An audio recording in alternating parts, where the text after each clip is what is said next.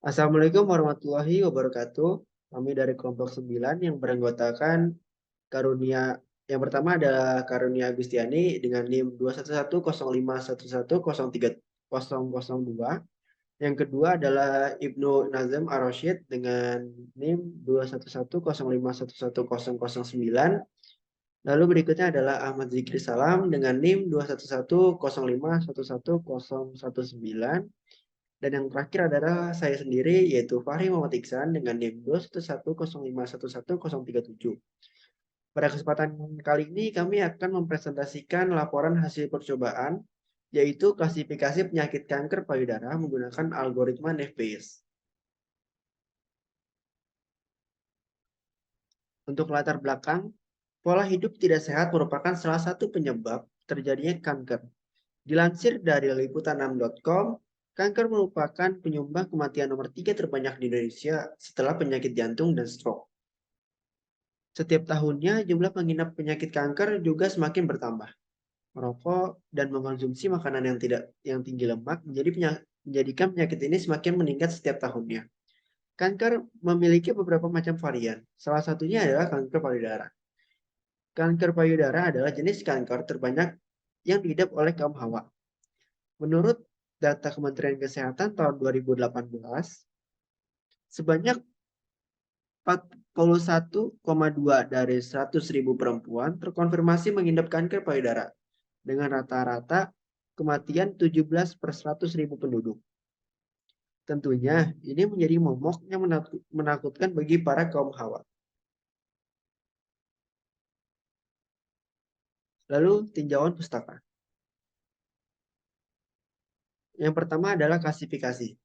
Klasifikasi merupakan proses untuk menemukan fungsi dan model yang dapat membedakan atau menjelaskan konsep atau kelas data dengan tujuan memperkirakan kelas yang tidak diketahui dari suatu objek.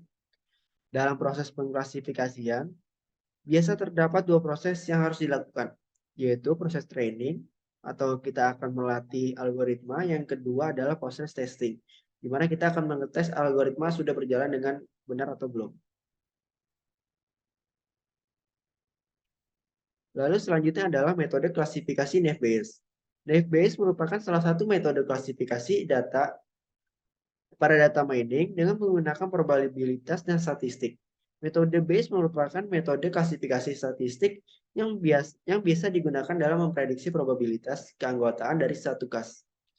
Adapun pada NavBayes menggunakan perhitungan probabilitas matematika berdasarkan informasi objek dengan syarat bahwa nilai keputusan adalah benar. Berikut adalah rumusnya, yaitu P atau probabilitas dalam kurung A itu adalah hipotesis dan B adalah bukti. Selanjutnya, dan ini adalah rumusnya P dalam kurung B atau A tutup kurung P dalam kurung A dibagi probabilitas dalam kurung B atau bukti.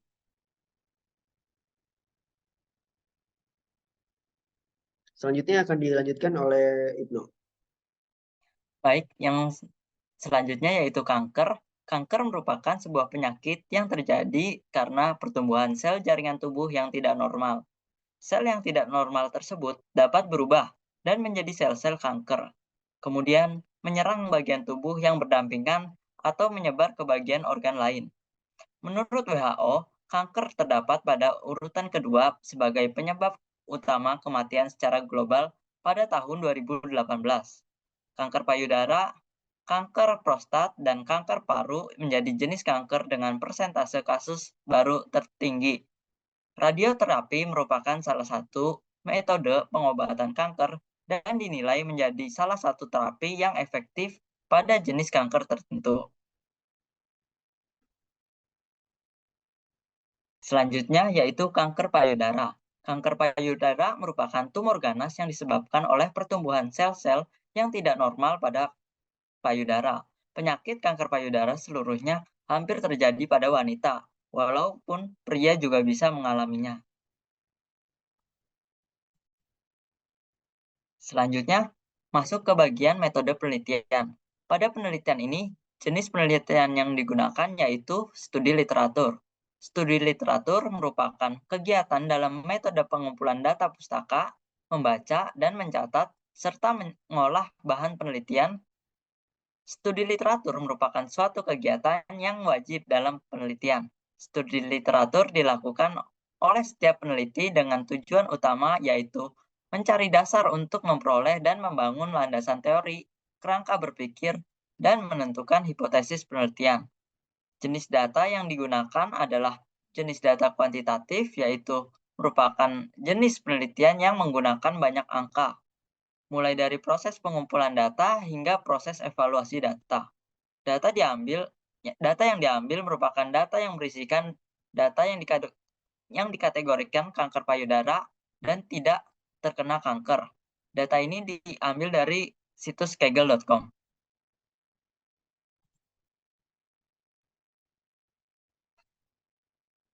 Seperti bagan yang sebelumnya, yang pertama dilakukan adalah import library Python. Dalam mengelola data menggunakan library Python yang dibutuhkan. Adapun library yang digunakan adalah Pandas, NumPy, dan lain-lain. Selanjutnya adalah membaca data. Pada proses membaca data, data berupa CSV di-load ke dalam data frame dan diberikan header bila belum terdapat header, dan agar lebih mudah dibacanya. Yang ketiga yaitu mengecek missing value. Untuk mengecek missing value dalam penelitian ini menggunakan perulangan for, di mana mengecek setiap kolomnya apakah masih terdapat kolom yang belum memiliki isi atau tidak. Selanjutnya itu ada split data, itu adalah tahap di mana kita membagi data menjadi dua, yaitu data train sebesar 70% atau sebanyak 478 data, dan data test sebesar 30% atau sebanyak 205 data. Pembagian data tersebut bisa disesuaikan.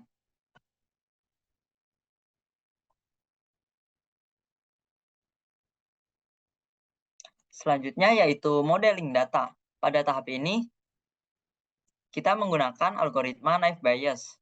Kita menggunakan 3 model yang digunakan yaitu multinomial naive Bayes, Gaussian naive Bayes, dan Bernoulli naive Bayes. Selanjutnya yang terakhir yaitu visualisasi data untuk menampilkan hasil yang diperoleh sehingga pembaca dapat melihat visualisasinya berupa histogram dan heatmap sehingga agar lebih mudah dipahami maksud dari hasil pengolahan data tersebut. Selanjutnya akan dijelaskan oleh rekan saya, Karun.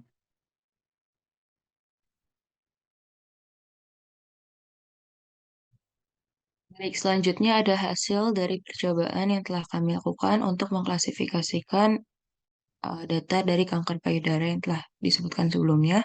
Yang pertama itu kita melakukan import library, di mana import library yang digunakan itu berupa Pandas untuk membaca data yang nantinya akan dijadikan data frame untuk diolah. Selanjutnya, kita juga menggunakan library Seaborn, Matplot. Selanjutnya, kami juga menggunakan library sklearn.naive Bayes yang digunakan untuk klasifikasi naive Bayes, yang dimana ada import Gaussian NB, multinomial NB, dan juga Bernoulli NB. Next. Selanjutnya ada membaca data. Jadi pada proses ini kita membaca data berupa file CSV yang di-load ke dalam data frame. Dan nanti pada pembacaan data ini kita memberikan kolom untuk header pada masing-masing kolomnya. Untuk kolomnya sendiri itu ada class, age, menopause, tumor size, infrared nodes, node caps, terus ada male, ada breast squat, dan juga irradiate. Kemudian nanti ditampilkan data head dari DF-nya. Next.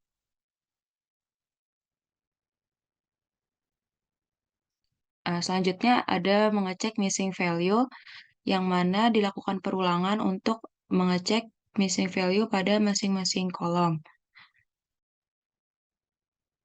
Lanjut. Selanjutnya ada split data, di mana pada split data ini menggunakan data train sebesar 70% dan juga data testingnya itu sebesar 30%. Kemudian di sini kita mencetak dari data train dan juga data tesnya, yaitu untuk data train sebesar 478 dan untuk data tesnya itu 205. Next. Selanjutnya kita melakukan modeling data yang dilakukan menggunakan algoritma Naive Bayes, di mana kita menggunakan 3 model, yaitu ada multinomial NB, ada Gaussian Naive Bayes, dan juga Bernoulli Naive Bayes. Yang selanjutnya nanti model-model tersebut akan dilakukan berdasarkan data train dan juga data train yang telah ditentukan tadi. Selanjutnya akan dilanjutkan oleh teman saya, Secret.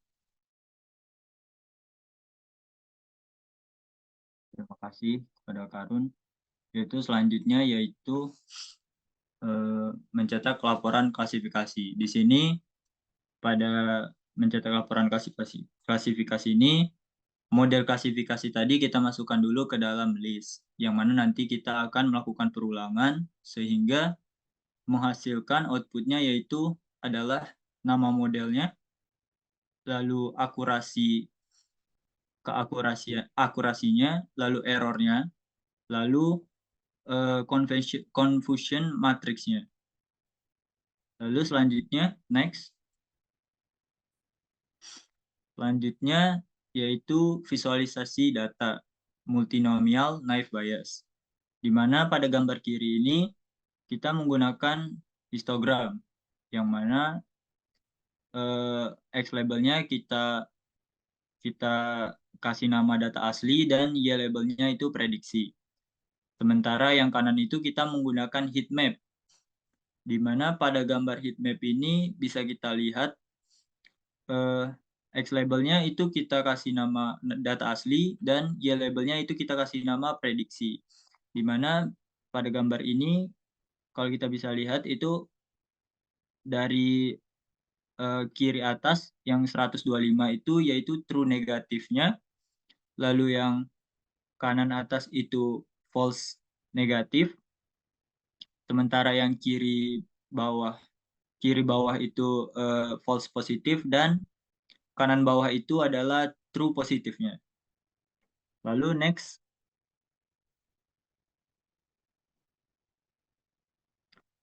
Selanjutnya yaitu visualisasi data Gaussian Naive Bayes. Sama seperti multinomial Naive Bayes yang tadi, di gambar kiri kami menggunakan histogram dan di gambar kanan kami menggunakan heat map. Dan cara bacanya juga sama, yaitu yang kiri atas itu true negatif, kanan atas itu false negatif, yang kiri bawah false positif, dan kanan bawah itu true positif. Next. Yang Bernoulli juga sama seperti yang kedua lainnya. Namun di sini bisa kita lihat ya, pada gambar yang kanan itu true positifnya 0. Lalu false positifnya juga 0. Next.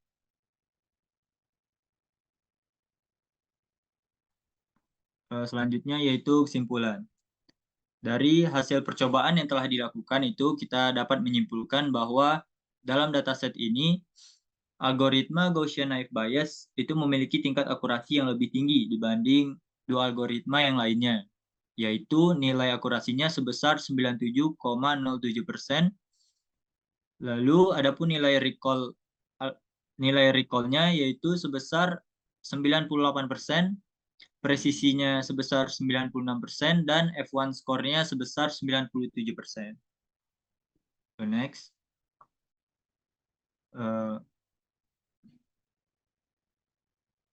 Ini adalah daftar pustaka yang kami gunakan untuk menyusun laporan ini. Next.